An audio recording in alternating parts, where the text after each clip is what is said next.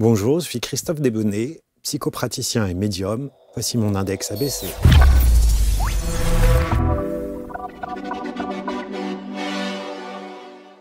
On découvre donc le portrait de Christophe installé sur les canapés. Bonjour Christophe. Bonjour Marc. Et vous avez vu qu'il a choisi le t-shirt raccord avec sa personnalité, avec ce qu'il dégage. Oui. C'est un soleil. C'est un soleil, ouais. C'est un soleil, ouais, voilà, sur le plexus solaire. Sur le plexus. Ça. Magnifique. La Merci vie. d'être là. La vie. Merci. Merci infiniment d'être là. Vous l'avez dit, psychopraticien, hypnothérapeute, médium. Et on va voir que tout cela est très complémentaire dans votre parcours de vie. Tout est lié. Tout est lié, évidemment. Et vous dites cette phrase qui est très intéressante, survivre au chaos intérieur pour renaître à sa puissance. C'est complètement ça. Ouais. Vous avez connu ça. J'ai connu ça. J'ai connu vraiment le chaos où des médecins même m'ont dit on ne donnait pas cher de votre peau.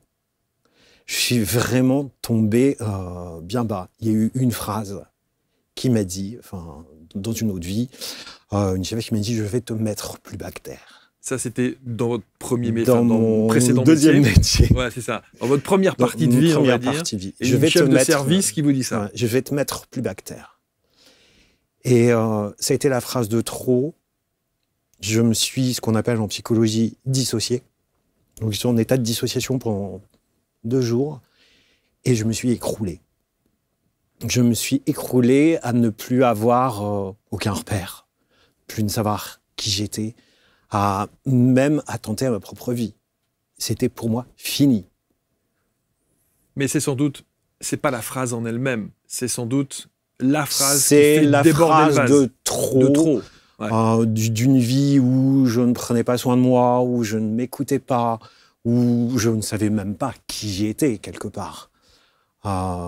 Ce burn-out a été vraiment le point de départ d'une renaissance et de quelque chose de nouveau et une connexion à mon être profond.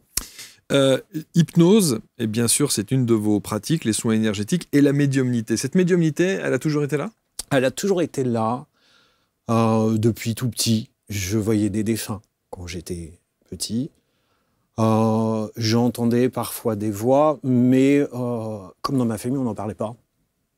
J'ai su beaucoup plus tard que mon grand-père était médium et que mon arrière-arrière-grand-mère l'était aussi. Okay.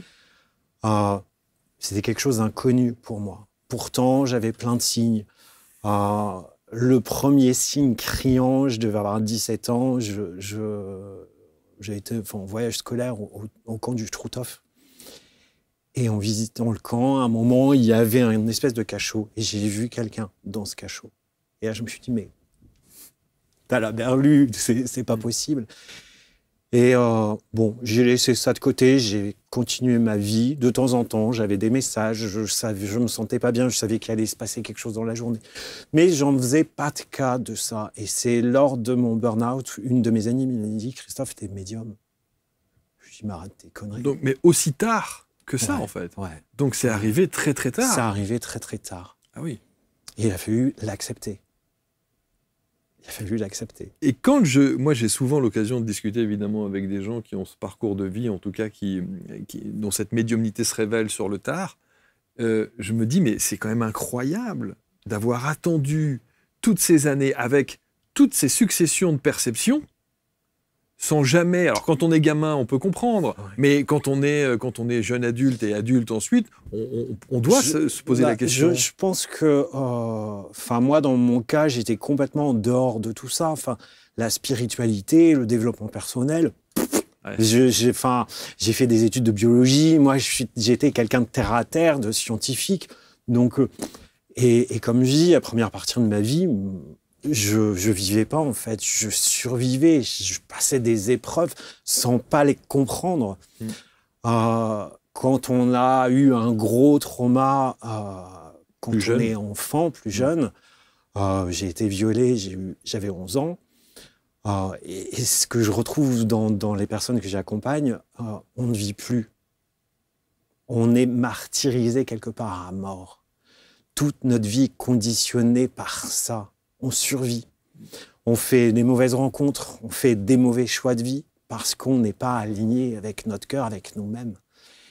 Et moi, il a fallu ce burn-out pour ouvrir tout, pour aller trouver qui j'étais véritablement et remonter cette médiumnité.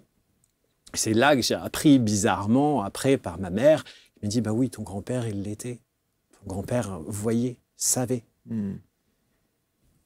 Alors que quand j'en avais parlé quelques semaines avant, elle m'avait dit, non, mais arrête tes conneries, ça n'existe pas. Donc, ayant baigné là-dedans, ça ne pouvait pas être dans mon quotidien. Donc, il y a cette phrase de trop. Et cette phrase de il trop, y a le burn-out qui s'ensuit. Qu'est-ce que vous allez faire après? Dans l'état où j'étais, il fallait que je me soigne. Et je suis tombé sur des thérapeutes, dont une psy qui m'a dit, bon, vous n'avez pas le choix en fait. Soit on travaille sur votre enfance, sur le viol, soit vous continuez comme ça, mais à un moment donné, le mur, vous allez vous le reprendre. Donc j'ai décidé de travailler sur le viol. Ça a pris des mois à l'accepter, à pouvoir passer à autre chose, à en faire ce qu'aujourd'hui j'en fais. Je suis OK avec ça, c'est plus un trauma. Et puis... Comment être sûr que ça n'est plus un trauma? Parce que il n'y a plus de tristesse, il n'y a plus de victimisation, Okay.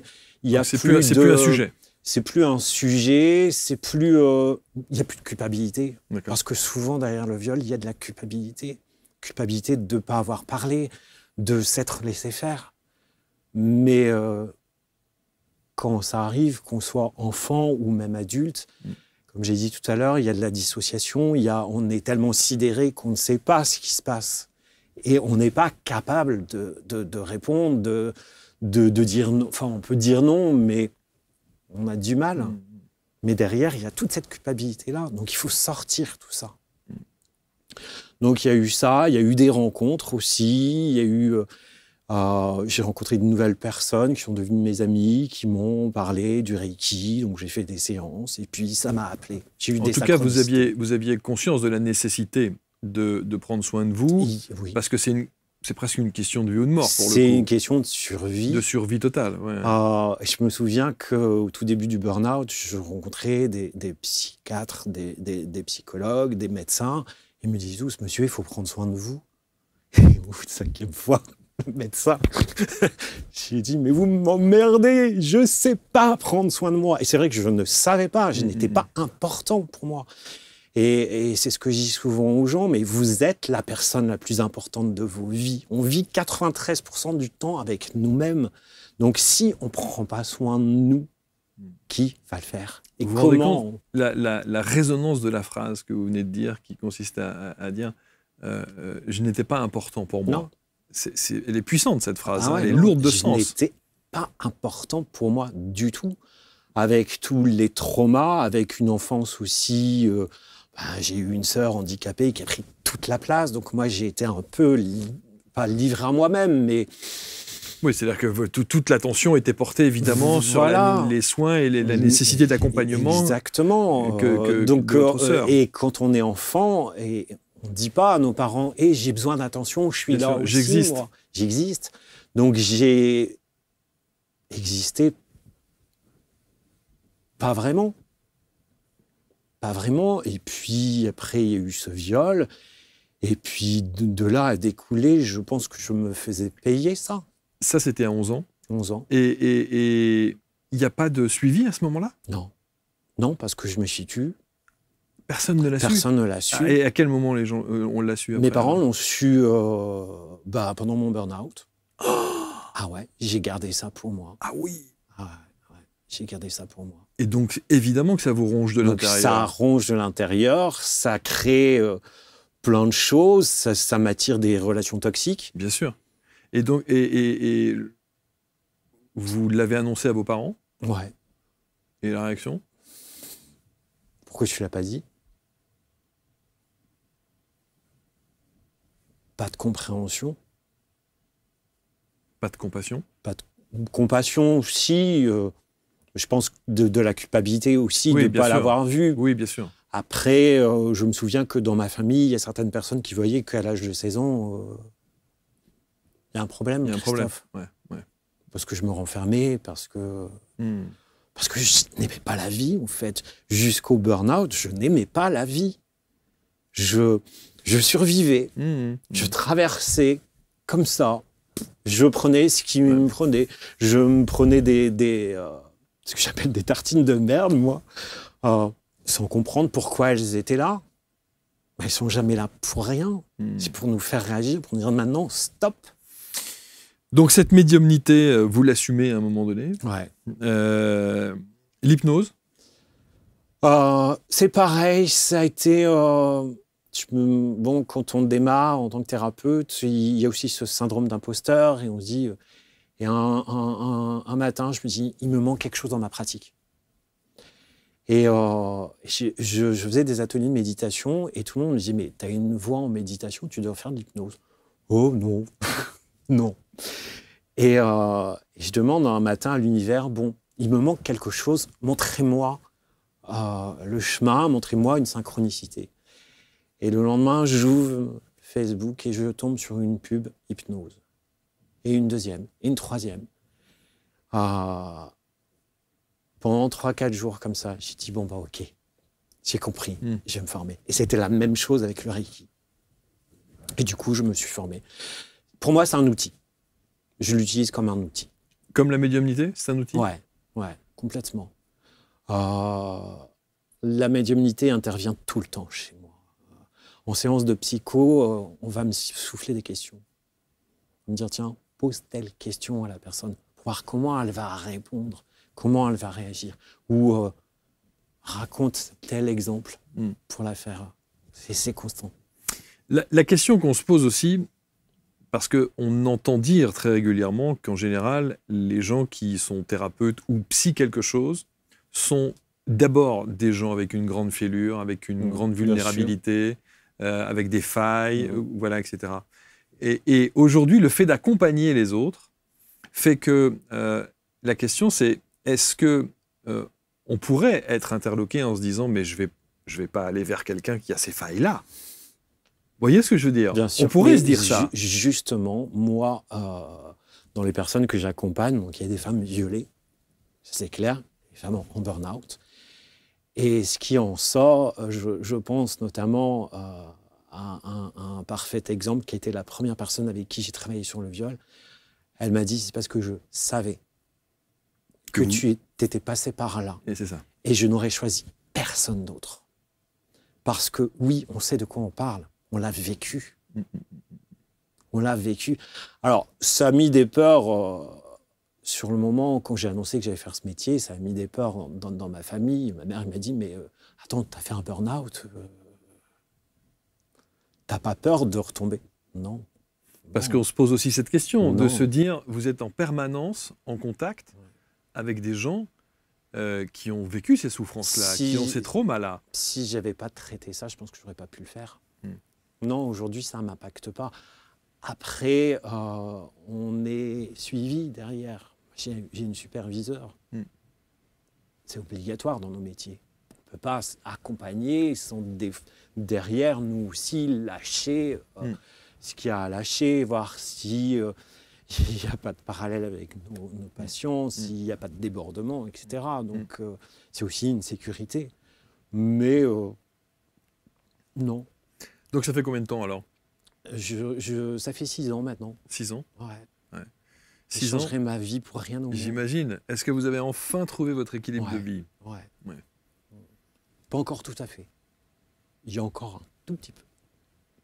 Il y a encore un peu de travail. Mais oui, j'ai un équilibre dans mon métier. Je changerai pour rien au monde aujourd'hui. Et je changerai ma vie aujourd'hui pour rien au monde. Vous dites que vous accompagnez les femmes qui veulent se libérer de relations toxiques, de burn-out, de blessures émotionnelles. Les femmes? Les hommes, j'en ai qu'un.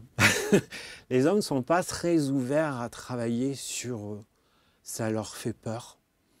J'en ai eu quelques-uns, mais c'est jamais duré. On prend la facilité. Ce qui a été mon cas aussi. Je savais pendant très longtemps, j'avais des amis qui me disaient, mais va voir un psy, libère-toi. On m'avait dit une fois, mais t'es mort. Il n'y a pas de vie en toi. Fais quelque chose. Non. Donc les hommes sont moins enclins. À faire ce travail de... Ouais.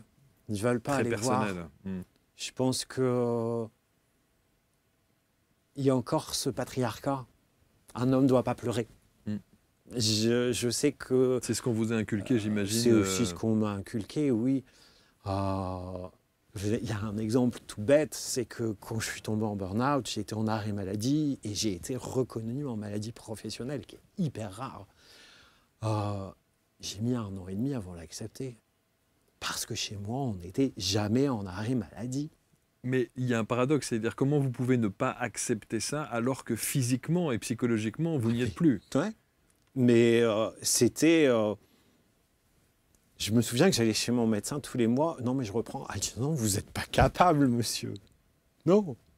Et ça a mis 1 an et demi avant de me dire, OK, et parce qu'une de mes amies m'a dit, écoute, Christophe, prends ce temps qui t'est donné.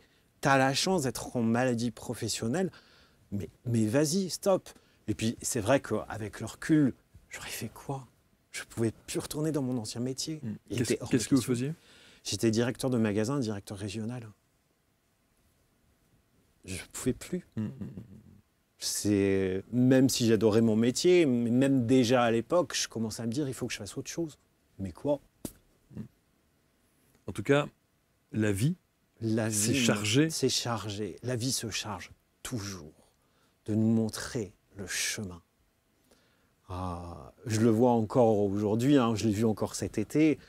La vie me pousse à aller vivre dans les Pyrénées. J'ai eu des synchronicités de malade. Parce que là, vous êtes où? Je suis dans le Nord. Dans le Nord. Ah oui, rien à voir. Parce que c'est ma région de cœur. Et j'ai eu cet été des synchronicités, mais de fou.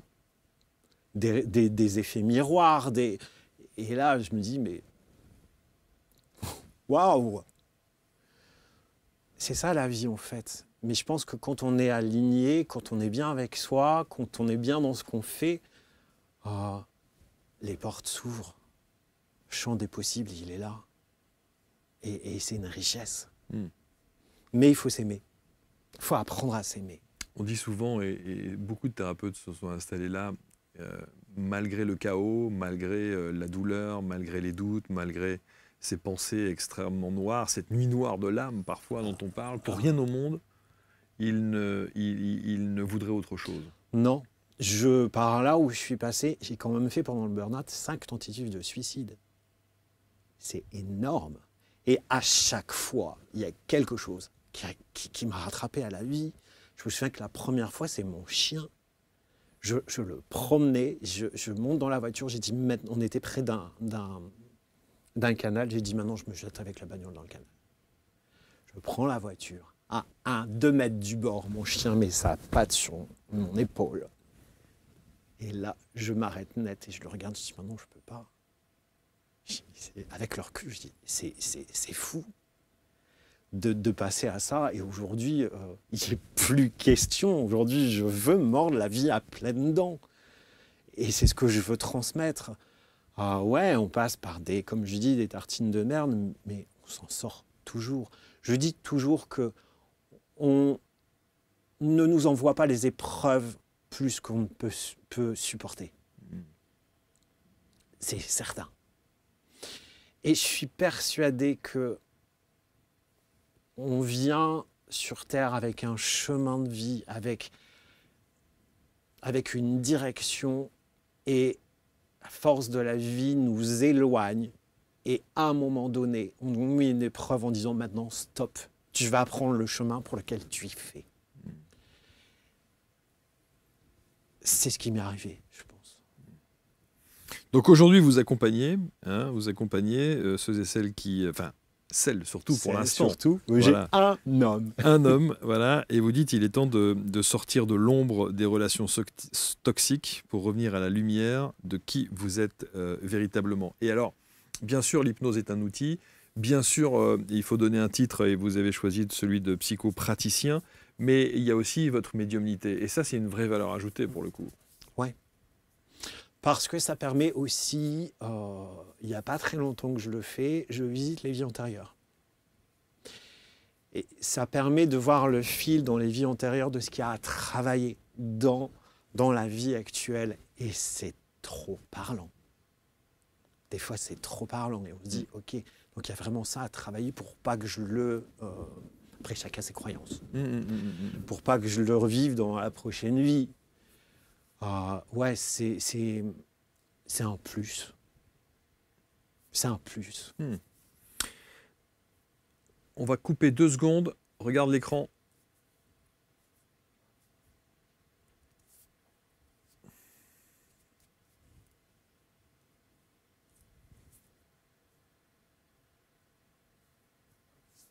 C'est bon?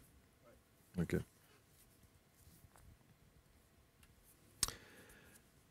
Ça tourne? Ok. Autre point, quand on parle de médiumnité, et évidemment quand on parle d'hypnose, il y a aussi les soins énergétiques. Vous faites ça? Ouais. Oui, je fais du Reiki. J'ai été formé au Reiki, je suis maître Reiki, donc je forme aussi.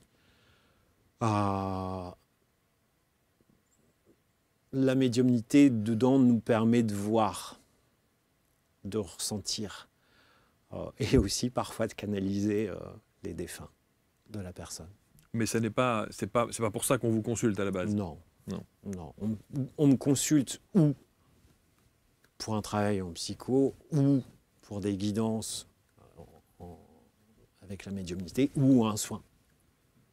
Et sans jamais se substituer à un avis médical? Non, non, surtout pas. Ouais. Je ne suis pas médecin et je ne soigne pas. J'aide à la guérison. Je ne guéris pas. C'est important. Quel regard vous avez aujourd'hui sur le nouveau Christophe que vous êtes, enfin, cette seconde partie de vie? Waouh, t'es un champion. Tu te rends compte tout ce que tu as traversé. En avril dernier, j'ai changé justement de superviseuse et donc j'ai expliqué mon parcours, tout ce qui m'était arrivé. Elle m'a dit, mais tu te rends compte du chemin parcouru que la moitié des gens qui auraient vécu ce que toi t'as vécu ne seraient pas là, Christophe. Donc il y a une force de vie indéniable quelque part. Même si ça arrive comme tout le monde parfois d'avoir des moments down pour plein de raisons, mais il y a toujours quelque chose derrière qui fait remonter. Il y a toujours, je dirais que je suis sur ma meilleure vie, meilleur chapitre de vie. Meilleur chapitre de vie, ouais. Est-ce que vous avez un accompagnement qui vous a profondément marqué? Vous savez, c'est toujours ce que j'appelle l'effet avant-après. Quelqu'un que vous avez suivi, accompagné et qui s'en retrouve complètement transformé? Oui, c'est une patiente qui s'appelle Anne, avec qui j'ai fait un live d'ailleurs qui est sur mon site internet. Elle est venue me voir un mercredi matin en me disant « j'ai pas confiance aux hommes ». On a gratté, je trouve qu'il y a eu du viol, on a travaillé sur ça, on a travaillé sur ses relations avec son père, sa mère. Et quand elle a pris ses ailes, je suis toujours en contact, elle m'appelle de temps en temps pour me donner de ses nouvelles. Et de voir la femme qu'elle est devenue, c'est juste waouh. Et ce qui est marrant, c'est qu'elle a perdu son papa l'année dernière et elle m'a appelé après en me disant « Heureusement que j'ai travaillé avec toi. Heureusement. Parce que je pense que je ne m'en serais pas sorti. » Et c'est le plus bel exemple parce que aujourd'hui, elle a confiance aux hommes, elle a confiance en elle, elle a repris le dessin, elle a repris son couple s'est ressoudé, même mieux que jamais. Enfin, tout va bien pour elle. Et c'est juste waouh. Et cet accompagnement, il a duré combien de temps? 2 ans. Ah oui, quand même. Ouais. Parce qu'on a travaillé sur différentes choses. On a travaillé sur son viol, après sur sa mère, sur son père. Donc forcément. Et puis un jour, on me dit, bon allez, c'est bon là. Je vais pas te garder plus. Et puis voilà, aujourd'hui, elle est heureuse, elle est pleinement épanouie dans ce qu'elle fait. Et donc là, vous avez utilisé toute la palette? J'ai utilisé toute ma palette. J'ai utilisé la psychologie, la médiumnité, l'hypnose, les soins énergétiques. Pour moi, tout ça, c'est des outils. Je me range à la personne, je me range à leur état aussi, parce qu'on a beau, par exemple, je repense justement à Anne, où on travaillait sur son viol, Et il y avait des séances où elle venait, où elle n'était pas en état de travailler dessus parce qu'il lui était arrivé quelque chose de pas sympa. Donc ben, ce moment-là, je dis, bon, on va faire pause sur le travail, on va aller venir déminer votre état actuel, essayer de vous donner des clés pour aller mieux. Et puis elle repartait et hop. Je me range beaucoup, je suis vraiment dans l'écoute de la personne. Je ne vais pas aller... D'ailleurs, quand on vient me voir pour le viol, je ne travaille pas les premières séances tout de suite dessus. J'ai besoin de comprendre, de connaître la personne, de voir si elle est aussi en capacité de travailler sur ce viol, parce que ça peut être parfois plus hard, ça peut aussi faire des dégâts, donc il faut y aller doucement. Mais cette approche, c'est l'approche qu'on a eue avec vous? Pas tout de suite. J'ai dû changer de thérapeute pour avoir cette approche-là.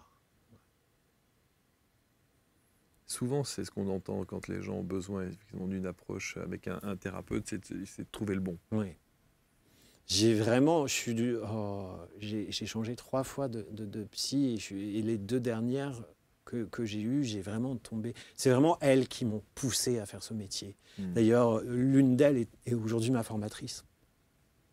Celle qui m'a formé à thérapie fondée sur la compassion de Paul Gilbert. Enfin, je me dis, mais vas-y, t'es capable. Forme-toi, lis, voilà, t'es capable, vas-y. Et c'était ce coup de pouce aussi qui... Bon alors, c'est pour quand le déménagement dans les Pyrénées alors? Quand ça arrivera. C'est un projet? C'est un projet, c'est un projet. Ouais. Quand ça arrivera, je fais confiance. Quand ce sera le bon moment. Qu'est-ce que vous aimeriez, Christophe, que l'on retienne de vous, de cet échange? Qu'on peut se sortir de tout. Et que faut pas rester dans ses bad moves, dans sa noirceur de vie. Faut pas hésiter à aller voir un thérapeute ou une thérapeute, quelle qu'elle soit. On ne peut pas survivre. Enfin, on ne peut pas gâcher sa vie. J'ai trop longtemps gâché ma vie. Et je vois des gens proches de moi gâcher leur vie complètement. J'ai mon père qui a plus de 70 balais et qui se laisse aller. Je me dis, mais